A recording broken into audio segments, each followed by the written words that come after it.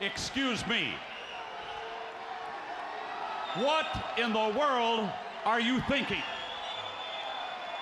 Mean Gene, the first thing you need to do is to tell these people to shut up if you want to hear what I gotta say. First of all, where in the hell are we going with this Becky Lynch storyline? That was my biggest takeaway from Raw. There's also other great things, but first off, this is the New World Podcast, brother. Sponsored, fueled, acknowledged by crazyhoodiez.com. And that's Crazy Hoodies with a Z. All designs created by the one and the only. Once his hand goes up, your mouths go shut. I am talking about Big Daddy.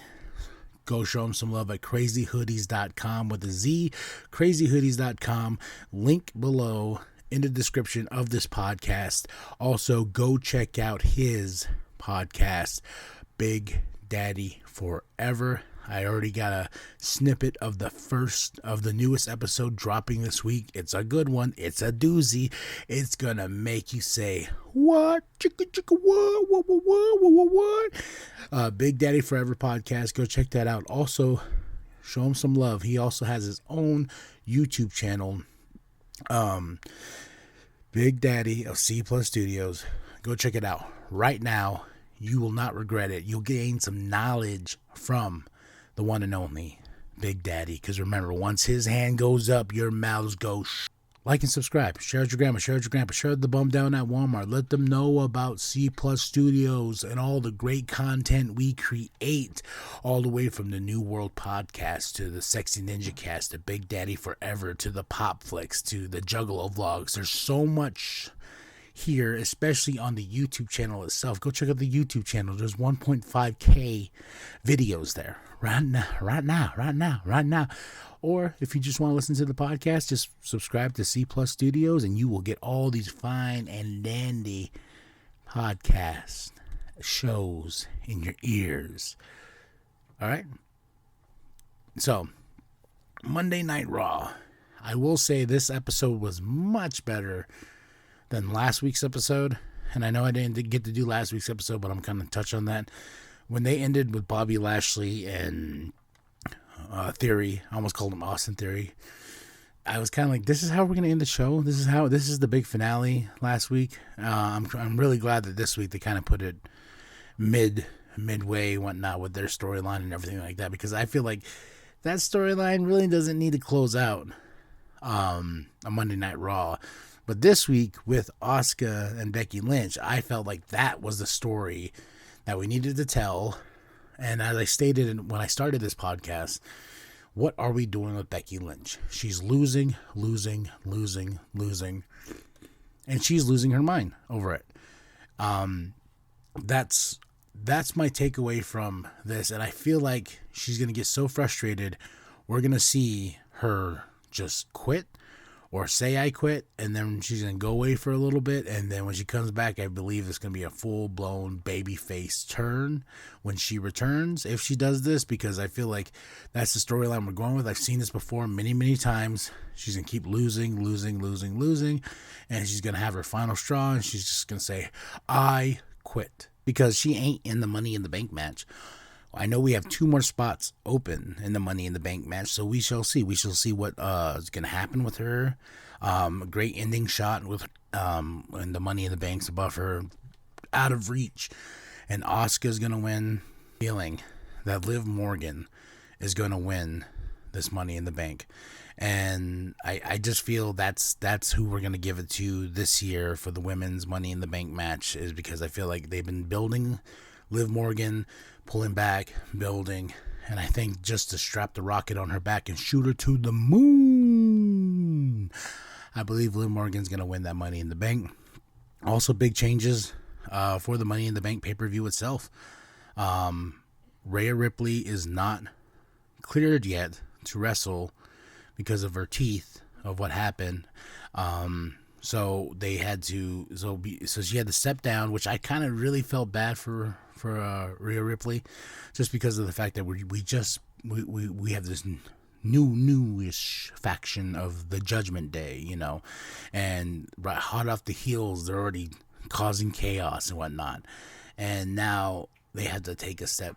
Well, she has to take a step back, and I felt like they kind of really hurt that push for the Judgment Day because I was like, all right, cool. Now challenge her mentally, gonna challenge her physically because we have a different Rhea Ripley, and maybe she'll be cleared by SummerSlam. I feel this is what I think is gonna happen because they had a really awesome Fatal 5-Way in the starting of the show, and Carmella won, so Carmella's gonna face Bianca Belair, and I kind of saw that coming because Carmella came back. Because Rhea Ripley was like, no.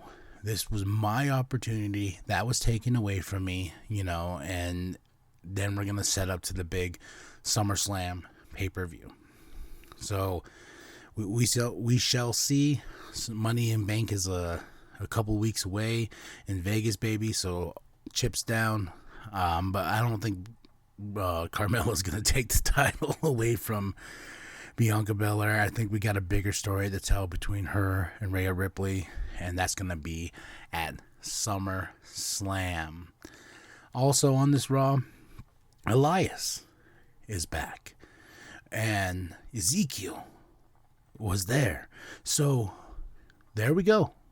Kevin Owens, you're crazy. See? You are crazy. It's true.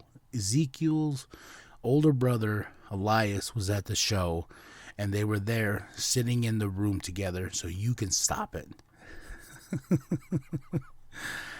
Still a silly storyline, but still a great story. I want to know what the payoff is going to be, because I totally forgot that Ezekiel's calling his fans the Zeke Freaks, which is cool, I guess, you know, but I forgot how much I actually missed Elias. You know, what does WWE stand for? Walk with Elias.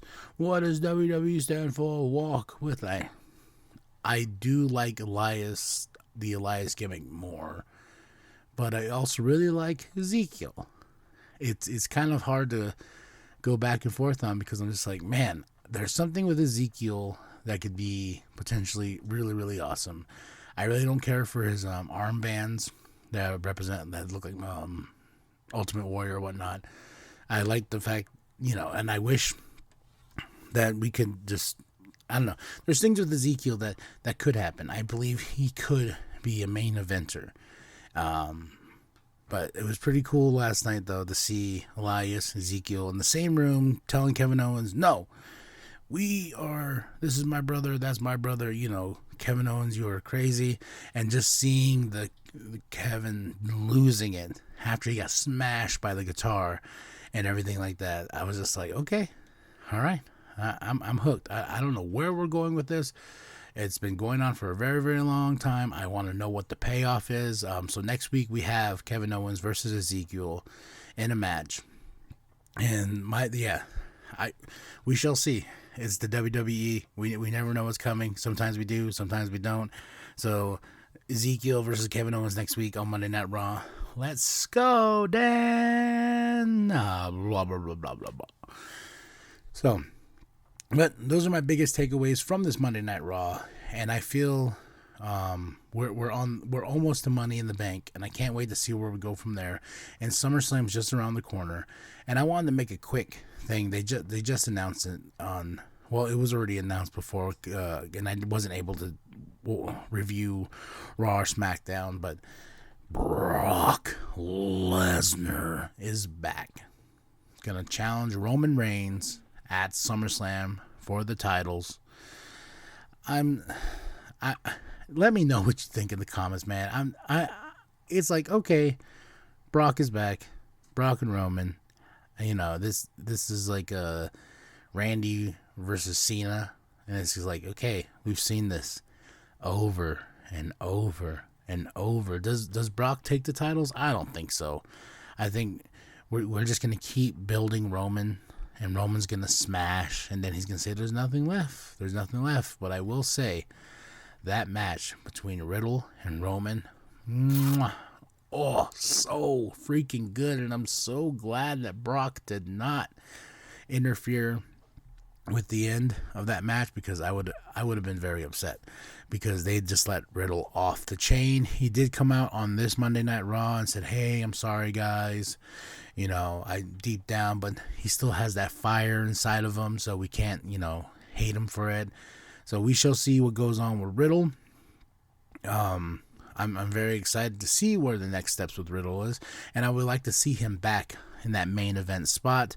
So that's it. That's all. Those are my biggest takeaways from this Monday Night Raw. Let me know what you think.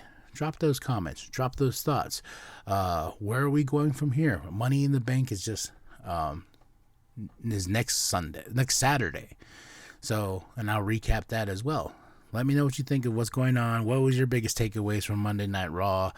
And are you happy with Carmella facing Bianca Belair? Or would you rather see Rhea Ripley and the Judgment Day wreak havoc on that match at the pay-per-view?